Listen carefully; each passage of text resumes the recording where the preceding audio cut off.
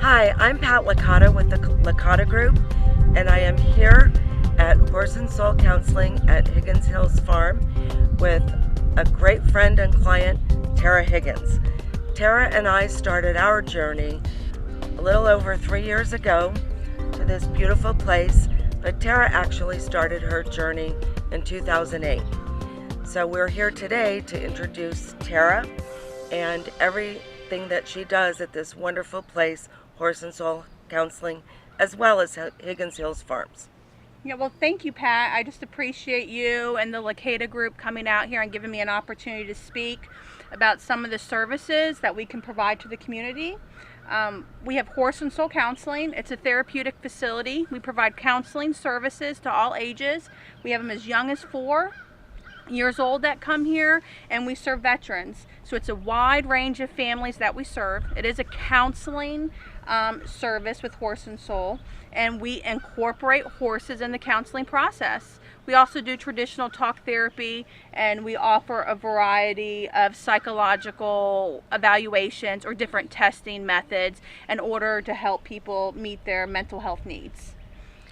So how does that differ from what you do at Higgins Hills Farm? Okay, so that's a good question. Horse and Soul focuses on psychotherapy, so therapy, counseling, mental health. Higgins Hills Farm focuses more on educational and learning goals.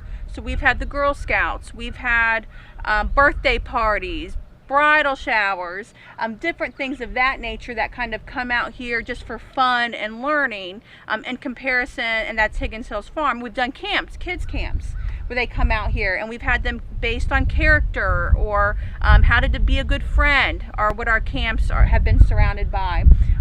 But that is different, because that is people paying out of pocket for a fun or educational experience, where Horse and Soul Counseling focuses on those mental health needs. And you use equine therapy, of course, at Horse and Soul. So why horses, Tara? You know, it's funny. Let me take you out there and introduce you to some horses, and then we can talk a little bit more about why we use horses in our program and why they're so important to our mission that we have here at the farm. Sounds great. Okay.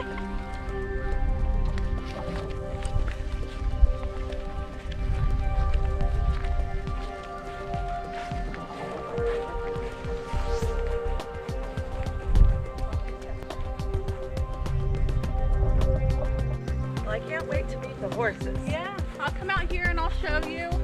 This is part of our herd that's out here. All the horses that are out in this section do participate in our counseling sessions or when we hold events here at Higgins Hills Farm. They're beautiful. Thank you. And what you can see here, Pat, is there's a wide range of different sizes, different breeds, and most importantly, different personalities. They all have something to contribute to our visitors that come to the farm and that come and participate in counseling here at Horse and Soul Counseling. They all have a unique way of responding to people. So people often are asking, why horses? What makes horses important during counseling? Most importantly, they have something, if we look at it from a scientific approach, they have something called mirror neurons. So they have the ability to mimic and feel what you're experiencing and feeling. If you think about like an infant and you're teaching them to wave, their mirror neurons wave back. With horses, when you're feeling certain things, you can say, hey, I'm fine, I'm feeling comfortable. But if my horse is apparently feeling something because I'm seeing a behavior where they are not feeling comfortable, instead of questioning you directly, I can say, can you help me understand what's going on with the horses? So I can challenge you in a non-threatening way. And instead of saying, what's going on with you? Let's talk about you. I can say, well, help me understand what's going on with my horses. And if someone identifies that one of these horses have a fear or a worry or an anxiety or anger, instead of saying, let's work through your stuff, I say, well, can you help me help my horse work through their anger? Well, this is what your horse, they have the ability to come up with solutions. And we facilitate an environment, or we hold space that allows them to be able to come up with their own solutions by finding them through what works for the horse.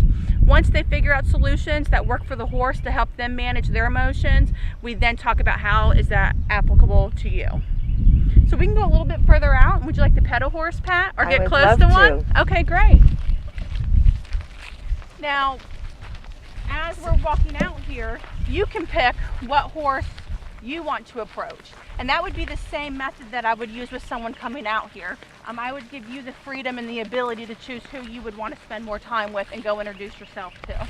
So since I'm a little bit nervous doing this shoot, do you think I will project my nervousness on the horse, or will the horse kind of help me? Well, that will be up to the horse. Okay. And so typically we take on the belief that the horses will respond the way you need them to respond.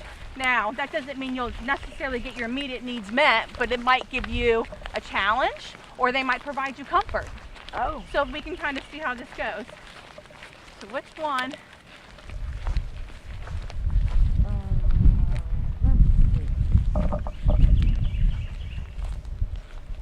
How about this one? Go ahead. We'll sit here. So what we're going to do is we're going to support her. Hi, baby. This one wants nothing to do with me. Let's try another one. Yeah, let's try another one. So that one walked away.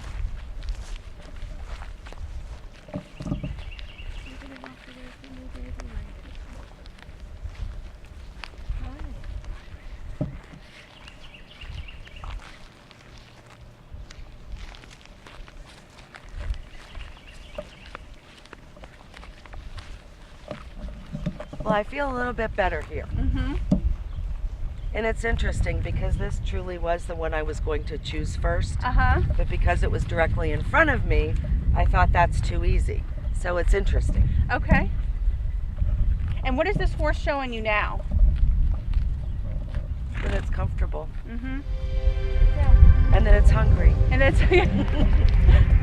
and what does that tell you something about yourself, about you made the decision not to choose this horse because you felt it was going to be too easy?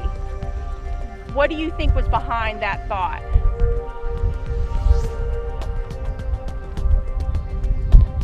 I can't think of anything. No, right and now. that's okay. And that's something you think about. Think about you had this natural intuition or urge to go to a specific horse, but chose not to because it was too easy. So you just think about that, and we'll see what comes to you over time. And maybe by the time we're end talking today, Pat will have some feedback on what helped her make this decision.